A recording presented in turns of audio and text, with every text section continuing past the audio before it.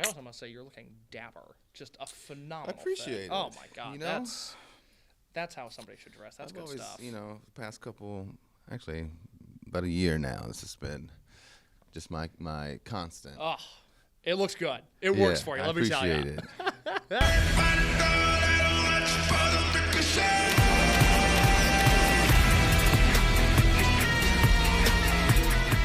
How we doing, everybody? This is Case from Q101, Brian and Kenzie in the morning. Of course, normally when I'm on this YouTube channel, I am talking to the most exciting upcoming bands in alternative music.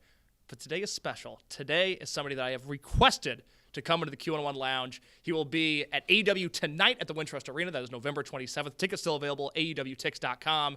It is the Future of Flight. It's one of my favorite professional wrestlers. It is Ricochet. How are you doing, my friend? Man, I'm doing great. I can't even complain. Good. Life's treating you okay? Absolutely. Good. Well, thank you so much for being here. Thank you so much. Congratulations on the recent successes. I want to get right into it. Anybody that knows me knows that while I love AEW and I love your promotional partners in CMLL and New Japan, Absolutely. there's one style of wrestling that I enjoy more than any others, which is Dragongate, which of Yeah. course you are intimately familiar with, the most successful foreigner that has ever been over there. So I want to start by talking about Shima. Somebody that when Tony Khan was here last week, Tony Khan and I ended our interview waxing poetically about how great Shima is as a wrestler and as a person, and you just went back to Japan and teamed with him, and now Glate, which is where he wrestles now. Talk to me about reuniting with Shima. How was that? Man, it was like old times. It was great. He like shaved his head and everything. He's like not a bald guy. He has a great set of hair. Like he just shaved it just because he wanted to be like bald with me. Yeah, no, you guys looked identical. For so long you were wearing the same gear, but he buzzed his head just for you. Yeah. So he's just the man, and really, I don't even think I would downplaying it, but I would say like it's because of him that I am where I am at today, honestly. Because there was like a point around like 2010 where I was like, maybe I'll just kind of do a real job and then kind of just do wrestling for fun when I want to. I was thinking about like kind of laying off wrestling. Just you get to those points sometimes where you just, maybe this ain't for me. But then literally like I found like Shima was at a show. He seen me perform. He asked me to come to Japan. I said, sure, why not? You know, like I put my 2 weeks in at my job expecting to like come back within like after one tour of Japan, come back to work. You know what I mean? But like I did that one tour. I think it was like December 2010. It was, December 2010. And then he asked me to come back. And then they asked me to come back. And they just asked me to come back. And then because of Dragongate, I just really kind of like AEW, but like much like Dragongate, at that point when I was kind of shut off, I found like I re-found my love for it. I kindled that fire that was like kind of just embers burning at the moment. Just like, recently with AEW, like the reason why I went to AEW is because I really wanted to find that true love again, because I felt like it was kind of lost for a little bit. But yeah, Shima and the whole Dragongate crew really ignited that fire for me and really catapulted me and Ricochet as a performer all around to kind of the person I am today. Well, you see it with the AEW roster. You've got Seidel, you've got the Bucks, you've got Pac, Jack Evans, I think is hanging around. Even somebody like Will Ospreay is, never worked Dragongate proper, but worked Dragongate UK. Absolutely. Is, heavily influenced. Heavily. I always try to explain to people because, Shima worked AEW at the beginning before the pandemic, and then, through a variety of reasons hasn't been back. But I try to explain to people he's perhaps the most influential wrestling figure of the 21st century, between Blood Generation, Do Fixer, and Ring of Honor, and the way that, that changed independent wrestling. But then the talent I just mentioned, they all toured Dragongate and they all got better. Can you just explain what it is about him? I've always said, man, around like that 6 man that they had in Ring of Honor, which was in Chicago Ridge. Which like changed the landscape of how like especially indie wrestling is performed, because it was just so out of this world. I remember watching it being like, what is happening right now? Yeah. But yeah, they've always, man, their style for me, again, I'm with you. Their style for me is my favorite. Again, I like anime. I like, the big shows that are, I say wrestling is anime. It really is. Wrestling and anime are so similar as far as like, even for example, like old characters like Ric Flair, for example. Like in an anime, when you see the old guy come, like when you see like the grandpa or something come in, people like, oh man, that's the strongest character in the whole thing, because like in anime, like you don't as the older you get, your power level doesn't go down. Like the older you get, the stronger you get. It's kind of like in wrestling. When Ric Flair comes back now and gives you a chop, it's different than back in the 70s and 80s when he gave you. But now he gives you one, it's going to go crazy, And wrestling's kind of that way too. And the Dragongate style is so similar because it's so action packed. And if you're really watching the match, like the story they tell within the match is so good. By the end of it, you're so invested that you're the winner. You just jump out your seat. But like it's the stuff they do in between. It's so amazing to watch, and how they do it, and it's so spot on, and it's so just clean. I could go on about the Dragongate style forever. Well, there's a ton to talk about with AEW, but I want to stick on this for just a minute. When Yoshino retired a few years ago, I wrote for voicesofwrestling.com. I wrote this big article on the career of Masato Yoshino, and I talked to Matt Seidel and Mike Seidel and a bunch of wrestling critics that have covered his entire career. And Mike Seidel told me a story about teaming with Yoshino on a house show. And this is, small village somewhere, 200 people there. And Mike just happened to be in the wrong spot in a tag match. And if you were going to do that on the indies, no big deal. Nobody noticed. We all move on. But he gets backstage, and Yoshino goes, "You messed up. We got to be perfect." Yes, exactly. You messed up. I already know. He goes, "Watch me. I never mess up." I already know where this is going. Was that a culture shock for you going there and going like, oh, they not only go every night, but they're perfect every night? Well, it's funny. Actually, my very first time in Dragongate, the first show I ever did with them, it was a house show. They had like 350 people at this little. But for me, it was huge at the time. I was like 350 people. I'm gonna do the double moonsault. I'll do 630s. I'm gonna do it all. And they were like, oh no. They were like, today, easy match. It's okay. This little show. I'm like, this is 350 people out there. It's not a little show. And they're like, no. But they really work with you, and they'll teach you there is a time and there is a place. And it seems like they're doing a lot, but there is a time and a place for you to really turn it on. And we were over there, it was me and Uha at the time, but we were over there with a guy who was going through some problems, but he was messing up a little bit match after match. And then Yoshino was telling us to talk to him, but like, please talk to him. Like, we got to be perfect. We've got to be good. Inside, we're professionals, please. He was like, outside, your business, no problem. But inside the ring, professionals, we have to be perfect. I said, hey, you don't got to tell me. Because Shima, go back to Shima with the Matt Seidels and Pac and me and even Swan and everybody. Like, he would always say, please, accurate. Please be accurate. Please, timing. Please, good timing. He would distill that into our mentality and our work rate, and like so that's always something that's stuck with me is please be accurate. So even like when I'm on the top rope about to do something, like I got a little Shima voice in my head, please be accurate. You know what I'm saying? Absolutely. Yeah. So Shima, I have a lot. Again, me, Matt Seidel, Uha Nation, Apollo, like you said, Jack Evans, even Kevin Steen, the Bucks. Even El Generico. Anthony Nese to the tour. Anthony Nese, Johnny Gargano, That's Chuck right. Taylor, A.R. Fox. I mean, I could keep going. Like, it's all the people that matter in wrestling. Absolutely. If they weren't directly there, somebody like Will Ospreay, who was heavily inspired. Who absolutely. were, obviously you teamed with Tozawa and Uha and Monster Express for the longest time. Who was the crew that you like hanging out with there? Are there Japanese guys that you really got along with on that roster? It would have been Tozawa and Uha for sure. Would have been my number one and number two. But again, I teamed with Shima and Yoshino a lot. Yes. So a lot. I was with Yoshino and Shima a lot. So those are the other two that I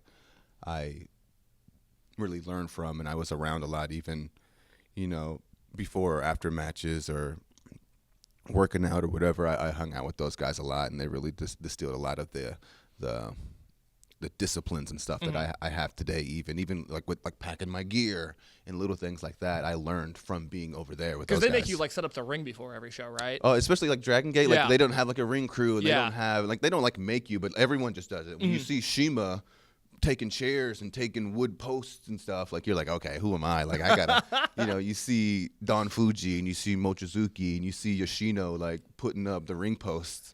You know what I mean? So everybody collectively, we would all put out the chairs. We would be the ones tagging the chairs with the little stickers and stuff. So it was really a community that they all go in together, and they do like some of the wrestlers. I don't know who would that would be now, but they do the finances, they Yeah. do the travel, they do all of it. It's all them. Casey has become super instrumental in all that stuff. You remember the guy Yeah, that had the crazy hair and the Casey's jumpsuit? the man. When Tozawa left, they were like, you're the next Tozawa. Yeah, Get in absolutely, shape, yeah. And you're next man up, and he's always been good. He's always so been good, though. I remember So giving good. him a double moonsault and crushing him with my knees. Crushed him with my knees. Even you could see me hit it, and I pop up, and I'm like, whoa, because I knew that was rough. Yeah, Casey's the man. Do you have a favorite match from your time in Dragongate? Because I always point to Kobe 2011, you and Shima, and Dragon Kid and Pac in a Dragon tag. Kid and Pac would be up there. That's one of my favorites. I think me and Dragon Kid had one in Aichi. And Aichi, I think, yeah. And Aichi, like the first one we had. That one, I love that one. That one gets gift quite a bit. There's a Dragon Rod counter that gets passed around. Yeah. It's really good stuff. And me and Pac in Osaka for the Brave Gate.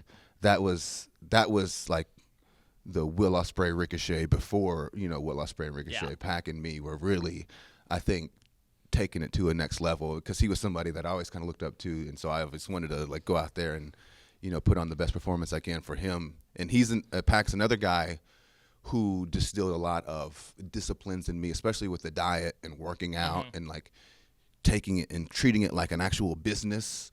So every time I went over to Japan, it was literally business time, workout, diet, eat right, like train, get in the ring, do everything I need to do for the big pay-per-view coming up. And so he was another guy that distilled a lot of that discipline into me. It's so cool seeing you and Pac in AEW, and you guys haven't had a chance to wrestle yet, but it's just seeing, you guys and then Ospreay there, and it's nice to see this style of wrestling come into fruition and come into the forefront of a national American company where it's like these crazy athletes are professional wrestlers, and it's great to see on a major level. Tell me if I'm wrong, because I associate your career with there's everything before 2011, gyms in Midlothian, Illinois for Ian Rodden, IWA Mid-South.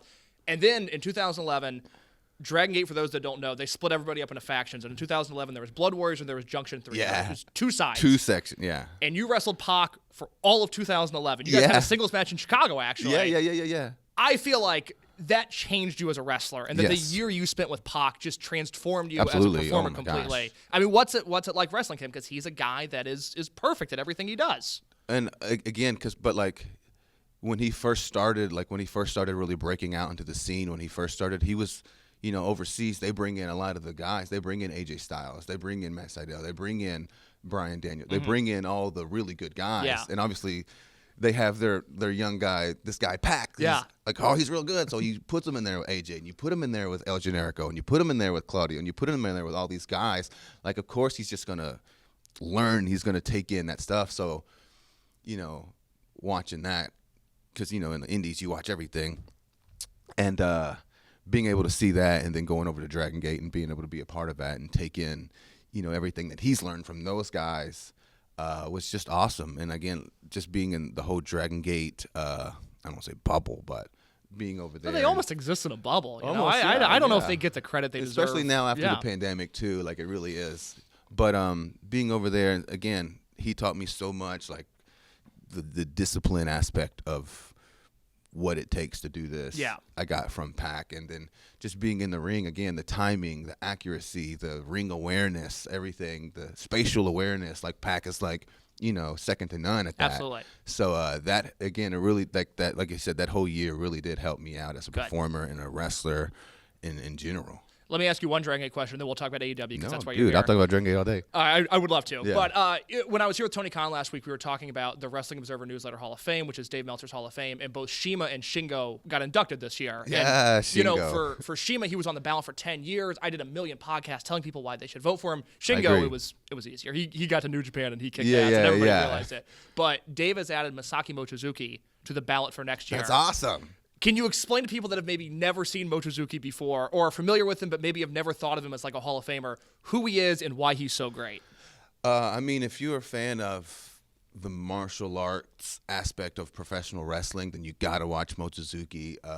Whether that's, older Mochizuki or younger Mochizuki, I feel like he really was a trailblazer as far as like the kicks go, and the duck kick, hit a kick, spit like kick, the strong kicks. Yeah. I remember between Mochizuki and Shingo were probably the two people who's hit me the hardest in Dragongate. Yeah. just those chest kicks that Mochizuki will get. Like he's not playing. He's really bringing those kicks. And then Shingo's the same too. Like Shingo will clothesline the boots off of you. I mean, one time in Osaka, he clotheslined me so hard, I took it, and then I was on the mat, and then I just sat up, and I said, I was like cussing. I said, Shingo, what the? I said, come on, Shingo. And I just laid back down. And then even after the match, she was like, why Shingo? Why F Shingo? I said, no. You said, you hit me too hard. I said, I'm okay now, but for maybe 5 seconds, I was mad. That's awesome. Why'd you hit me so hard? But yeah, Mochizuki, I feel like, again, if you don't know who Mochizuki, like ask somebody. Exactly. Like ask somebody who wrestles and who watches, they'll tell you, because he really is he's a legend in the game, especially as far as like the martial arts aspect of professional wrestling. So I'm sure, like, the Speedball Mike Baileys and the Malachi Blacks and all those guys can really attest to Mochizuki and what he brought to that form of professional wrestling. Have you seen his son wrestle yet? No, but I heard, So his son's in Dragongate now, and he's a Mochizuki. I love that. It's awesome. It's really awesome. Well, you're going to be in Japan January 5th, Wrestle Dynasty. It's CMLL and AEW and New Japan all coming together. We assume you're going to wrestle Zack Sabre Jr. We'll see what happens on the 4th. Yeah. But you return to New Japan, and you surprised everybody. And I've seen you do double moonsaults. I've seen you do 630s. I've seen you do Sasuke specials that would make the great Sasuke blush. Oh, that means amazing. Thank you. You did a springboard lariat to Zack Sabre Jr. in dress shoes. It's the most impressive athletic thing I have ever seen anybody do. Forget just you. It's the most impressive thing I have ever seen you do. Were you afraid of slipping and falling in front of everybody in Tokyo that night? I did slip, actually. If you see me, I'm running, and I leap over the guardrail fairly easily. I land, and then I jump up on the side of the ring and try to look all cool, but I slip on the side of the ring, and because of the gold streamers or whatever that came up on the ring, that was the only thing slippery, because the ropes are rubber. Okay. So I wasn't really worried about the ropes, because again, just the bottom of your shoes are still rubber. Even though they're smooth, that's fine, but that was okay. But when I stood up in the ring with all the gold stuff, I had to walk slow, because that was very slippery. But I did slip actually a little bit. But that was all just by chance. I kind of knew what I was going to do that day, but I didn't know the full details. But then when I got to the arena, I was already dressed up, and I was like, it might be a cool moment. I was like, I could do this in, sportswear, or maybe I come up, look like The Rock for a second, fix it, and then go on with what I was going to say. So I'm glad I did, because at first I don't know if I was going to.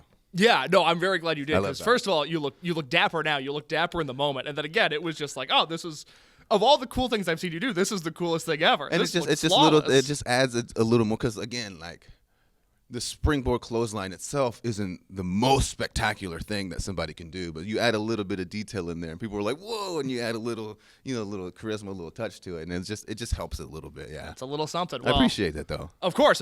Well, Continental Classic is coming up. AEW. Oh, man, excited. By the time this interview is out, it'll be tonight at the Wintrust Arena. Tickets available. AEWTix.com. You're wrestling the human horse, Claudio Castagnoli. Oh, God. Is he the strongest person you've ever wrestled?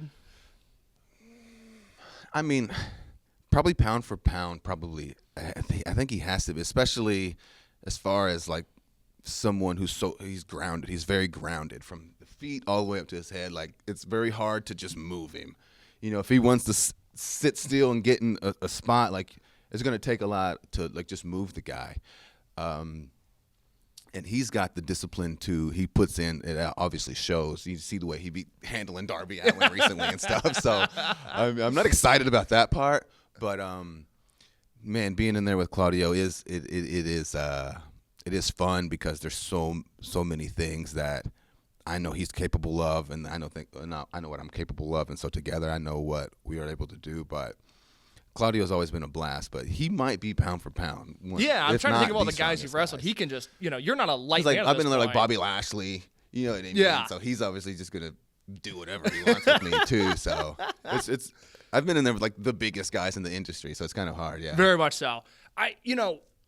You've developed such a legacy at this point, because it is a legacy. You've been, I would call you an extremely relevant professional wrestler for the last 15 years, which I hope you take as a compliment. Absolutely, from Dragongate onwards, you've always been somebody in the thick of things that matter. I think about your 2014 and the fact that you won the Dreamgate and then Super Juniors and then there was Lucha Underground and Bola, and it was just all this. Yeah, it was wild. All this Ricochet stuff. With that comes an expectation that when you're on a show that I'm going to see a great match. That is what you've cultivated over the last 15 years.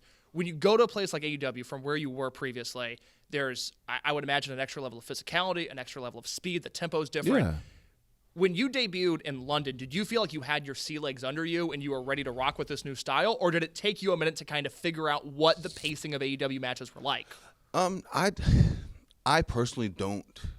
Those things are aspects that you think about for sure. You put into play, but those aren't what I go into thinking about. I go in thinking about just me and what I'm capable and what I can do. I really don't try to think about my style, changing things. I don't think about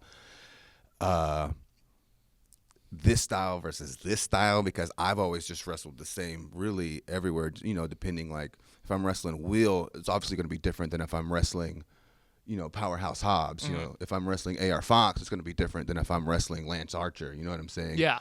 If I'm wrestling Dante Martin, it's going to be different than Shelton Benjamin.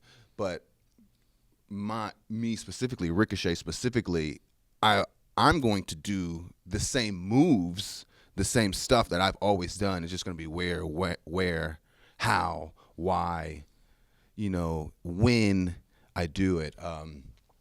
So knowing that, AEW, they definitely do go hard every night, but I feel, again, like you said, for the past 15, 20 years, Ricochet's been going hard. So, I don't really put pressures on myself in that way. Mm-hmm. I definitely put a lot of pressure on myself in other ways. Like mentally? Yeah. And just, again, you don't think Braun puts pressure on himself. You don't think, Jordan put pressure on himself, Curry, So, but as far as like stylistically and what I got to put in and what I got to, moves I got to do, it's really like, I think I said this. Where did I say this? On the Chris Van Lee, I said, what would Jackie Chan do in this moment? Jackie Chan might do something big, but he might do something small here. You know what I'm saying? So I really kind of plan all my matches after Jackie Chan and what he would do in that specific moment of the match or something. Interesting. Yeah.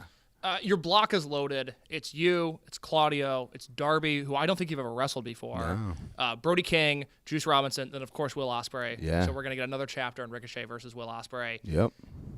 I remember in 2016 when you guys wrestled in Corkin, because you guys wrestled in Evolve WrestleMania weekend, and then you guys did the rematch in New Japan shortly after. That is a match that exploded in popularity.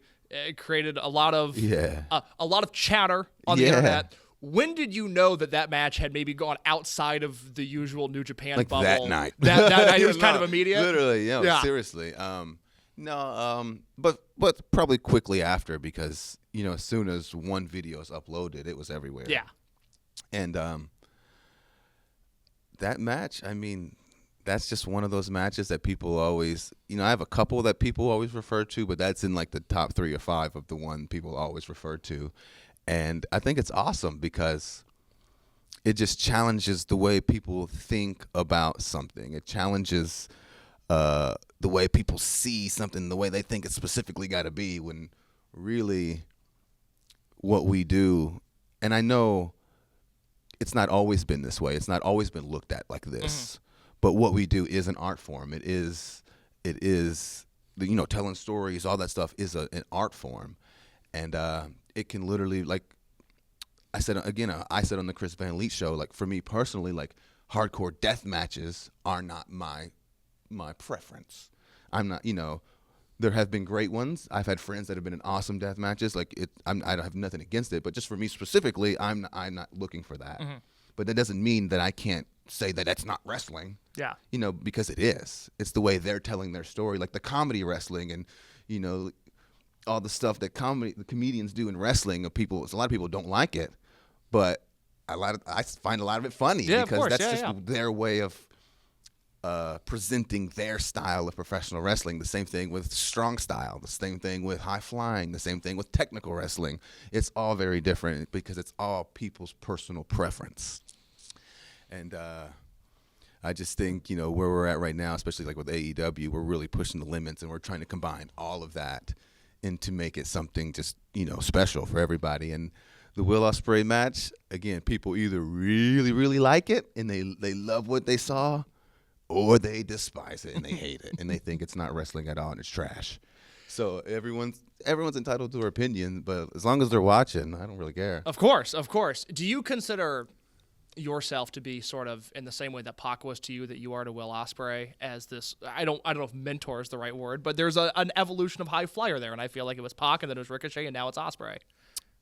Yeah, I think that's just how it goes. I think, even now, look at all the guys we have now that are just going crazy, that, they look up to the Wills and they look up to me and the Pacs and stuff. So that's just how it goes, progression. And, yeah, I think I like to think that, but man, it's kind of hard, especially now. Like we're all kind of guidance for everybody. Like whether it's me and Pac or Ospreay or Fox or whomever, we're all kind of in it together now. But yeah, I do feel like there was a little bit of that, the guidance, a little bit of the. Is there a competitiveness there? Like Full Gear, Ospreay goes out and kills him with Fletcher. Oh my gosh. Are you sitting back there and going like, oh crap, I got to follow that now? What's it like when Ospreay goes out and kills it on a show before you? For me, I get, when any of my friends go out there and kill it, I get so proud. Even, from the first match, even watching, Chris Statlander and Mercedes Moné, and just watching even, the matches after me, like the Bobby Lashley and the Swerve with their match. Like, so anytime I can see the crowd just loving it, I get so happy because I especially, and maybe it's being at the company and seeing my friends, but like, I want to see it get big as possible, and I want to see it grow, and I want to see people just enjoy themselves. And despite what you may see online about it, every time, like every live event, every pay-per-view, every TV, every AEW show I've been at, the actual crowd has been loving it, and they've been so positive, and they've been so energetic. And so, like you said, at Full Gear, whether it was Ospreay or Swerve or, Garcia or anybody, as long as I'm seeing them guys go out there and kill it and the fans loving it, I get proud. I get so proud. I get so happy. Of course, you're like, damn, I got to follow this. But it's been that way all the way since, it's been that way. I remember being back in like even NXT and stuff and watching the Raiders or Kyle or anybody. And, it's always been that way. I think there's always a level of competition between us. It's like, these guys think they're going to have match of the night. It's like, no, we're going to have match of the night. And then, these guys are like, okay, good luck because we're going to do it. And I think that's just what makes everybody better. I think everybody wants to go out there and do their best and give the crowd something to cheer about. I think there always will be a level of competition no matter what, but it's always friendly competition. But it's just to make everybody better. For sure. It's, sharpen those techniques and, try new things. And sometimes, you try new things and it doesn't really work. And it's just, all right, we'll go to the next thing. We'll try something new after that. But I think everybody here is glad that the competition is so stiff because everybody wants to get better and everybody wants to be that guy and everybody wants to be in the spotlight. And, man, this is just the best way to do it when you're out there in the ring. I love it. I can't wait for the Continental Classic. I can't wait for everything coming up for you in AEW. Let's end with this. I'm curious because, again, you talked about, you and Will and the rivalry you guys had and the way that sometimes, and I'll use older wrestlers as the example here, always. That style misses them. They don't get it. They're not sure what it is. They don't like it, whatever it is. You've now been wrestling long enough. You have an entire generation of guys coming up that are younger than you. Yeah. Do you ever have to check yourself and, do you find yourself going, nah, these guys aren't doing wrestling right, or are you just so open to the evolution of things that you're all for it? When I watch, I literally watch more like Dragongate style. Like, is it accurate? Is it clean? Is the ring awareness? Like, what's your footing look like? What's the spacing look like? Like, what's the timing look like? Does it look natural? Those are the things. Like, I want to see crazy spots. I love spots. You know what I'm saying? I love Dragongate stuff. Of course. I love spots. It's the best. People say, less is more. No, more is always more. It's just, does it look cool? Of course, you know what I'm saying? It doesn't look good. And obviously there always will be times. I'm not saying that there, less is. I'm not saying that there are times where obviously less will equal more. Obviously, I'm not. Just because I like this style doesn't mean I am saying that they're wrong, because they're legends for a reason. They've been in it for a reason. But it's just crazy to me that just because you don't like a specific style, that it just makes you feel so emotions that you have to say something, and you have to, and again, like I said, it's never going to be like AJ Styles. It's like, hey, it's a little too much. You know what I mean? It's not going to be Rey Mysterio or, Jushin Thunder Liger or Chris Jericho, who's like, man, I think that dive was a little, But again, I love it. I love the style. And like you said, 21 years of kind of doing my style. It evolves, it changes, but I think, at the base of it, it's still what I love to do, and it's still what I love to watch. Growing up watching the cruiserweights, Rey Mysterio, Sikosis, Juventud, Jericho, Malenko, all those guys. It really, and then after that, watching the AJs and the Matt Seidels and the Jack Evans and the Amazing Reds and all those guys. It's just, it's just, for me, again, it's the funnest thing for me to watch, again, because I like watching anime. I like watching Jackie Chan movies. I like watching Jet Li movies. I like watching that stuff, and the ducks and the dips and the turns and what's going to happen. So, again, it's not for everybody, because like the movies The Expendables. I love that movie. Yeah. It's not for everybody because you know what I mean. But again, there will always be times to tell a deeper story, a slower story. But for the most part, man, especially like the Continental Classic, when it's just a tournament of guys trying to win. Like, the story is we're trying to win, bro. I don't want to see you and Darby grappling for 20 minutes. I want to see you guys do something crazy. Yeah, and so I think, but like, again, like if I'm in there with Brody King, it's obviously going to be different than if I'm in there with Darby. Of course. So I think, again, it's all stylistically, you got to figure out who you're in there with and how your style is going to work against them or with them. But it's not for everybody, and that's okay. That's 100% okay. But it's definitely for me, and I love it. It's for me. I Thank you. am delighted at the recent success you've had. I can't wait for what is to come. This is just the beginning. The beginning. Of course. AEW Dynamite and Collision. That's at the Wintrust Arena tonight. If you're watching this today, it is uploaded. AEWTix.com. I will be there. Ricochet will be there. He'll be wrestling Claudio Castagnoli. I can't wait to see how far Claudio throws him in the air. Should be quite entertaining. I'm winning still. It don't matter. I'm winning still. Don't forget, subscribe to Q1O's YouTube channel. Like this video. I'm on Instagram @_Case Lowe. That is CaseLowe. Ricochet, anything you want to plug before we go? You can find me @King Ricochet on basically Instagram, Twitter, everything. Thank you so much.